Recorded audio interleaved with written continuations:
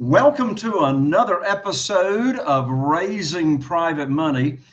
I'm your host, also known as the Private Money Authority, Jay Connor from Morehead City, North Carolina. And here on the show, what in the world do we talk about? You got it, raising private money.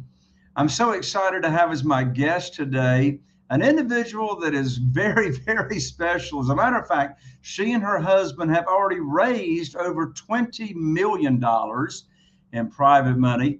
And we're going to get her to pull back the curtain and talk about here in just a moment exactly how she does it. She and her husband have been full-time in the real estate industry since 2015, and they actually began their real estate investing career by buying rentals and flipping houses. So actually in their first year in real estate, they did a pretty phenomenal job by flipping, a little bit more than 40 houses. But in their second year in business, they really expanded their business. They wholesaled 165 houses. And then in their third year of the business, they did wholesaling, they did flips. As a matter of fact, they did over 300 rehabs and flips and wholesales. And since that time, they've done over 300 transactions of wholesale and flips every year since that time. Well, along the way, they have created some very unique systems that automates their business. And these systems also put together and recruit people to be on their teams, how to get people onboarded, how to get people trained, how to actually build a machine that's built off the foundation of recruiting phenomenal people to be on your team. In addition to that, they've actually built a team that has created a phenomenal sales floor, and we're going to be talking about that as well. This year, they are on track to do over $4 million in revenue. And check this out, and that's just not revenue. That's with over a 50% net margin on their flipping and wholesaling business. So I'm so excited to bring here on the show with me a very special guest. You're going to meet you're going to meet Josh's wife, Tiffany High, right after this. If you're a real estate investor and are wondering how to raise and leverage private money to make more profit on every deal, then you're in the right place. On Raising Private Money, we'll speak with new and seasoned investors to dissect their deals and extract the best tips and strategies to help you get the money, because the money comes first. Now here's your host, Jay Connor.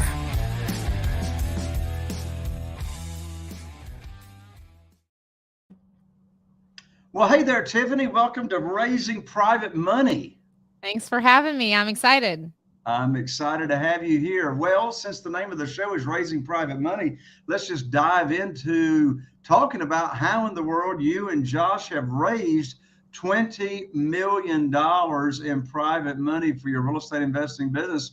So let's start. Tell us the story of how you got started in raising private money and how you got your first private money lender. Yeah. So my first year in real estate, we actually started as a rehabber, not a wholesaler or anything. And I went to a boot camp to learn how to raise money. And so essentially at that boot camp, they had encouraged everyone to practice or role play with their friends and peers before going and pitching it to somebody that you're trying to be serious with. And so I created my own little custom pitch. And now every single time that I meet somebody new in my life, I do this soft pitch and it works every time. And I've been doing it for, 6 years at this point. So if you want, I can do the pitch with you live.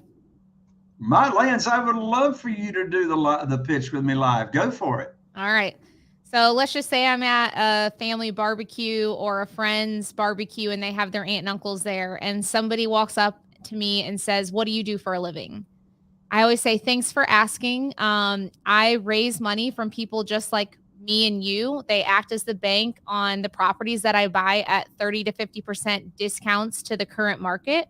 I renovate the house in less than 4 weeks. I turn it in less than 90 days typically. I pay my private lenders 1% a month. They act as the bank. They have a recorded mortgage. And I do that hundreds of times a year. And I average $23,000 of profit per deal. and then I go silent. And you can always tell when somebody has some extra money laying around because you can tell their head starts spinning and they go, wow, tell me more about that, is typically what I get next. And so instead of coming out and trying to hard pitch somebody, I always take an educational approach. And I just said, hey, yeah, I mean, if you want, I can just email you a credibility packet that I have. It just spells out what private money is 101.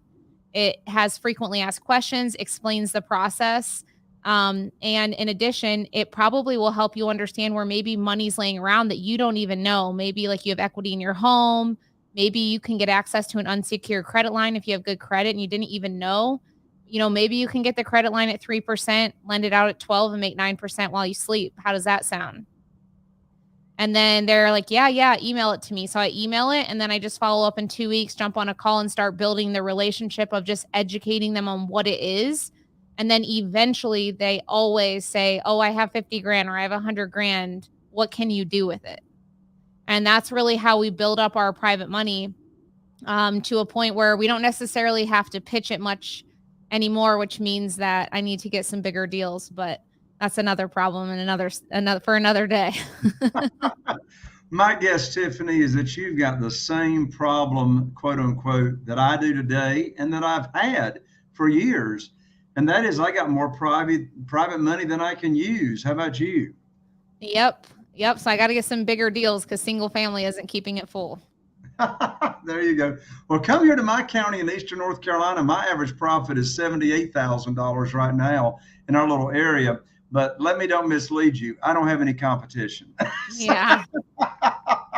Well, you just said a lot, Tiffany, in a very, very short period of time.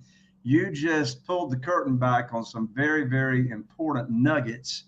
Those aren't nuggets. Those are actually gold rocks that you just shared. So let's go back and talk about what you just said. One of the first things I heard you, and so I don't want my listeners to miss this. One of the first things I heard you say is when you are at a social gathering or any kind of gathering for that matter, and you meet someone new and they ask you what you do, you talk about private money is what you do. That's what you do.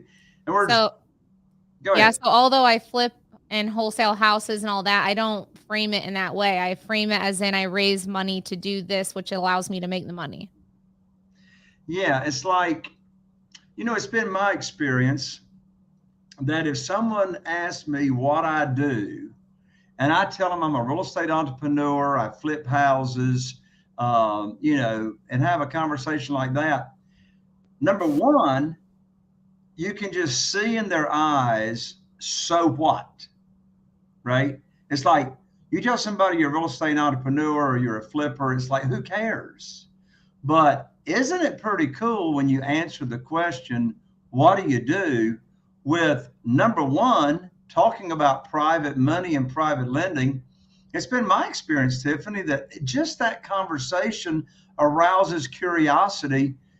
Because are most of your private lenders like mine in the fact that they never heard of private money or private lending or even self-directed IRAs until you told them about it, right?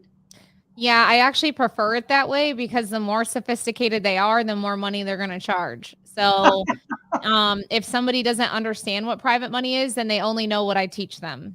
And, obviously anyone watching this doesn't want to teach somebody with 500 grand laying around what points are. Like, that's just not a term that you even want to educate somebody on. And then, you really are the one that gets to say, hey, I lend out at this percent to this percent, give them a range of what's appropriate for you and what you're looking for, and let them come back and say, oh, that doesn't interest me if it's not under this percent. Okay, great. What if I can do that? And so ultimately it's like crack cocaine for these guys. As soon as they lend one deal and they make that interest while they're sleeping, it'll be never ending. And the beauty is once you give a great experience to one lender, they tell their family, their friends, their brothers, their sisters. And so it's just about getting over the hump to getting them to do one deal, make the interest. And then you can be like, hey, if you know anyone else, let me know. And it always works out that way. So what you're saying is, in this world of private money, with you having your teacher hat on and teaching people about private money, you make the rules as the borrower, not the lender, right? That's what I try to do. Well, as you said, if I'm talking to someone that's already loaned private money out to real estate investors, then there's really not much teaching to do. As you said, I would much rather teach someone about private money and private lending, and they never heard about it. And, quite frankly, when they hear about these high rates of return that they can get safely and securely, as you mentioned, we're not borrowing money unsecured. We're giving them a mortgage or a deed of trust to back that note that they have. As you said, I mean, it's like crack cocaine. When they get it, they just want to keep earning money. Let me ask you a question, Tiffany.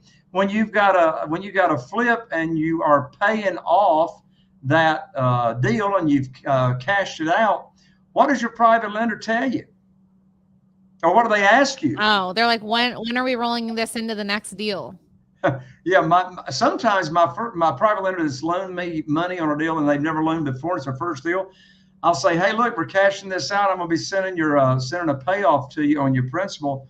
They'll like almost scream or beg over the phone. Can't you just keep the money? Can't you just keep the money, right, and keep earning interest? And of course, I don't keep the money unless that loan has got a collateral, has got real estate that I can keep that, back for them. One thing that surprises people, Tiffany, when I talk about private money, I'll tell real estate investors, I'll say, listen, you know what? I've never asked anybody for money. I've never pitched a deal. And they say, Jay, how in the world have you got millions and millions and millions of dollars from private lenders and you've never asked for money? You've never pitched a deal. In my case, Tiffany, it's real simple. Number one, I've never asked for money because, first of all, I teach people like you do what private money and private lending is. And, I don't have to ask them for it. After I teach the program, they're chasing and begging me, wanting to know, well, what do I do? Write you a check, wire you funds? Of course, the answer is no to that. We have all the funds from our private lenders directly wired to our real estate attorney escrow account for, when we have a deal to actually fund. I've never pitched a deal. Like, they tell me how much they've got to work with. If it's in retirement funds, of course, I will introduce them to the self-directed IRA company that I recommend. They'll get that fund, or they get their account funded there. We'll put their money to work as soon as possible. But when someone has told me they have X number of dollars to use and I've got a deal for them to fund, Tiffany, I simply call them up, have a little chit chat, and here's my script. I say, hey, I've got great news for you. I can now put your $150,000 to work. I've got a house in Newport with an after repaired value of $200,000. The funding required is $150,000. I know they got $150,000. They already told me a couple of weeks ago. Closing is next Thursday, so I need for you to have your funds wired to my real estate attorney by next Wednesday. End of conversation. Tiffany, I never ask them if they want to fund the deal. That's the most stupid question in the world I could ever ask them. Of course they want to fund the deal. They've been waiting for the phone call ever since I taught them about private money. So, Tiffany, let me ask you a question. When's the worst time in the world to be raising private money? I'm always raising money. I tell you, the worst time to be raising private money is when you need it for a deal. Yeah. You definitely need to be ready for when the deal's actually there. The best time to be raising private money, as you said, you're always attracting private money for when there's no particular deal involved. It's been my experience, unfortunately, when I started out. I'll tell you, Tiffany, for me to get something right, I got to screw it up really good to start with, and for me to figure it out and get it right. But, I figured out a long time ago, if I teach my private lending program and I present a deal in the same conversation initially, I sound like I'm begging. I sound like I'm desperate, and I'm not even trying to sound like I'm desperate. I mean, do you agree? Yeah. Another thing that we've done is that over the course of time, I have someone on my staff that really manages the relationship. I think it adds more credibility to also, it's like being in a boyfriend-girlfriend relationship. When you make someone feel like you're needy, they want to run away. But if you make someone feel like you don't need them, they want more and more. And so I try to make sure that from a posture perspective, that lenders don't ever feel like I absolutely need them. So tell me more about how you have someone on your team managing the relationship. What do you mean by that, and what does that look like? My operations coordinator, who manages all of our transactions and rehab management. So we've built the relation. I'm the one that, meets the person, builds the relationship. And then I set expectations that, hey, Brittany on our team is the one that drafts the paperwork, manages the in and out of the loan. And ultimately we'll also reach out to you for properties that we have available. Just know that when we send them out, we typically get them funded immediately. So if you have questions, you're welcome to call me on the property. But ultimately, a lot of my lenders these days, like, we just send a text and say we need 300 grand by Friday and we get it done. So it's just all about relationship building. As long as you get one deal done with them and they see the process, they believe in it now, and they understand how the paperwork works, and you build their confidence in you and your operation. And especially as you repeat that a couple of times, they just want more and more and more. So if anything, they're coming after us all the time saying, when's my next deal? When's my next deal? Versus the other way around. Absolutely. I can relate exactly to what you're talking about. Tiffany, let's give away to our listeners a gift that shows them exactly what you and I are talking about. I'm excited about the new private money guide that I just recently finished writing. It's called, in this private money, 7 reasons why private money will explode your real estate investing business. And if you are listening and you want to get on this fast track to getting private money and never missing out on a deal because you didn't have the funding, and putting you in the control seat, in the driver's seat, to where you got more money to use for your real estate deals than you know what to do with, you can download this money guide for free at www.jayconner.com/money guide. Again, that's Jay Conner with an ER, JayConner.com/money guide. Tiffany, let's move on to this amazing organization that you and your husband, Josh, have built. You have put in these systems that include recruiting, onboarding, training. What does that look like? When I first started in real estate, and I had joined a few masterminds. I mean, we've been in every mastermind, I feel like, in every program out there. And especially for the younger folks in the industry that maybe have never worked in corporate life or anywhere else for that matter, a lot of people struggle to understand that people are what moves a company forward. So yes, it's systems and processes and all these, tactical things that we have to do, but ultimately putting the right people in the right seat, onboarding them the right way, and ongoing training is what's going to sustain the right talent.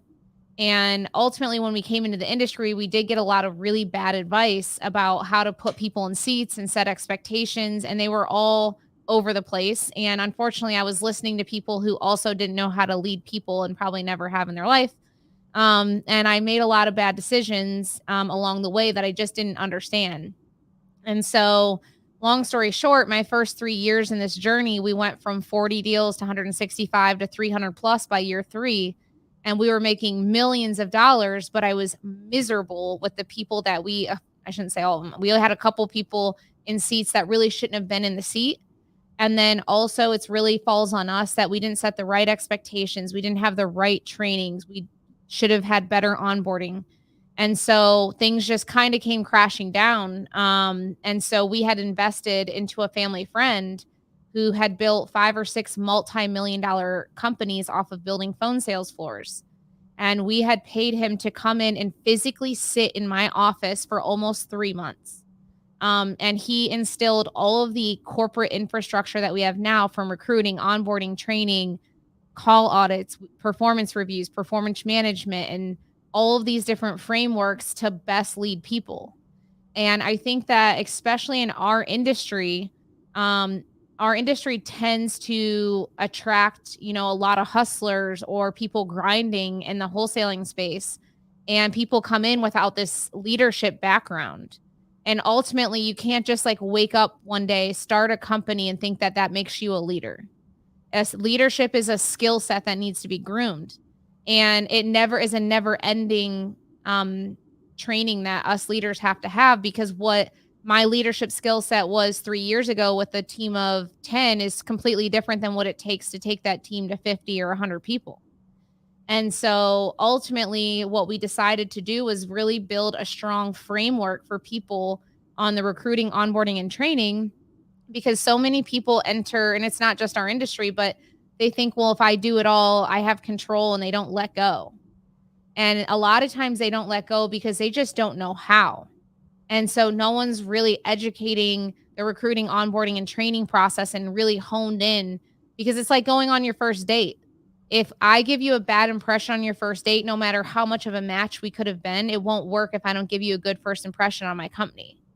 So we really hone into onboarding for your first 2 to 3 weeks at the company so that you have a really positive start to being here. And so that's really a niche that, a lot of people look up to us on, is just how much emphasis we put on that within the industry. Tiffany, how would you answer this question? Let's say you're visiting with a real estate investor, say a husband and wife, like yourself and Josh, and they've been in the business, maybe a year or two. They want to grow, but, they just sort of work their, knuckles to the bone, and they know they need a team. They want to bring on a team, but they just really don't know where or how to start building a team. What's the first step in building a team and even knowing the type of talent and skill set that you're looking for to help grow your business? So if it's a husband and wife that are working together, the first thing I recommend to any partnership, regardless, is taking a business partnership evaluation survey. Funny story, Josh and I took that survey when we were engaged to get married. And unfortunately, at the time, we answered every single question the complete opposite, which was not a good thing. And it was just everything from our characteristics to financial, where do we want to go? When do we want to retire? Where do we want to take the company? And a lot of times people jump into partnerships out of fear of failure because there's things that they're not strong at. So they think they should partner versus hire. And then they also get in a partnership because maybe a friend wants to work with them or a family member. And so ultimately, I think the first step is identifying what are the roles and responsibilities as the partnership, and then going from there of what's the first thing that's going to drive revenue the fastest possible, because revenue always allows you to keep growing the company. So if we go back to when we originally started, me and Josh are both very, very good at sales and communication. So we focused our efforts on acquisitions and revenue. So I knew that I needed to hire an admin immediately when I started the company. So my executive assistant has been with us since the day we started. And then from there, we hired an acquisitions person. And I think ultimately, I can't give you a one size fits all answer on what somebody should hire. It's all about your individual skill set. But at the end of the day, no matter what, in your first 2 to 3 hires, it should be 100% on your acquisitions or sales side, no matter what type of company you have. Because as you continue to build the company, take on more systems and sophisticate things, we got to continue to bring in the revenue to continue to grow the company. And the more leverage you have on the sales floor, the more power it gives you to grow the company. So a lot of big rehabbers, I unfortunately see hire like a project manager and all these things first. And I'm not saying that that's the wrong, or if that's the wrong answer, but ultimately they get caught sometimes by not having someone always focused on bringing revenue in. So what happens is if they have a dry month or a dry week, they freak the hell out because they have all this overhead that doesn't drive revenue. So I always encourage a lot of my students that are 1 or 2 man shows, hey, are you good at sales? Because if so, let's make that your primary focus and surround you first with somebody that frees your time to bring in more revenue. But either way, you should immediately be hiring that team. And so in my opinion, I think in your first 1 to 2 hires, it has to be all about revenue. One phenomenal army, one phenomenal army you have built is an army of virtual assistants. You've put together like over 130 turnkey virtual assistants to assist real estate investors in their business. What do these virtual assistants do, and the type of service that you can provide to other real estate investors? So we work closely with a company or two different VA companies. One of them is more operationally driven. So when they have VAs that come in, they know they are fully trained for 2 months before they can get a client on everything in my back end. And one of the biggest things that we did a little bit differently in helping them build their company was you go to a lot of VA companies and they recruit a virtual assistant for you. And most people in our industry will be like, okay, this virtual assistant is going to be like HR and marketing and this and that and this and that. And then it doesn't work and they wonder why it doesn't work. And so we said, how can we treat this like an assembly line process? So we have what we call project managers that have tech backgrounds. They're highly sophisticated, process driven people. And then what they do is they manage a pod. So the pod will have, say, 8 to 10 virtual assistants, and each virtual assistant does one thing and does it really good. So if they're texting, they're texting. If they're KPI tracking, that's all they do all day. If they're list cleaning and building, that's that sole person's job. And so that project manager is responsible for managing that team that operates your entire company behind the scenes at a fraction of the cost of what somebody in the US does. And the beauty is that they have a tech team on the same company in the physical location. So they've got like 40 developers. So let's just say someone meets with their project manager and says, hey, I want Podio to do this, this, and this, and then I want it to track this on this report. Although those operational VAs will build the report, they can stand up and walk physically to the 40 developers, put a ticket in, and they fix the Podio issue or Salesforce, whatever it is, within 24 hours. And so you get the best of both worlds between tech and ops in one building. And I just love the fact that they're also physically all located in one building. So the speed of communication and how they operate and their culture that they're building is superior. That's amazing. I mean, that kind of support that's already like built in versus a real estate investor starting from scratch and trying to find those people, trying to train those people. That's a phenomenal service that you have available for real estate investors. Tiffany, for the real estate investor that's looking for support, looking for a team, looking to grow their business, how would you describe your ideal client to work with you and your team on building their business? So we're big believers in starting in the foundation first. So for anyone doing deals out there, I don't care if you're doing 1 deal a month or 50 deals a month, we all have something to clean up on the front end of our company. So everything from systems, processes, SOPs, how we reverse engineer our marketing dollars before we go spend the money on marketing, all of our script processes, dispo processes. So we have a front end product that I don't care how big you are, you're going to watch that before attending anything of ours, because I believe you'll take something away that'll clean up something within your company that will make your people more productive before I just go say, hey, let me teach you how to throw fuel on the fire and build your team bigger. So from there, we have a workshop where it's very intense over recruiting, onboarding, and training. And we actually onboard people as if you were starting at my company for half of one of the days so that they understand the level of detail we put into onboarding.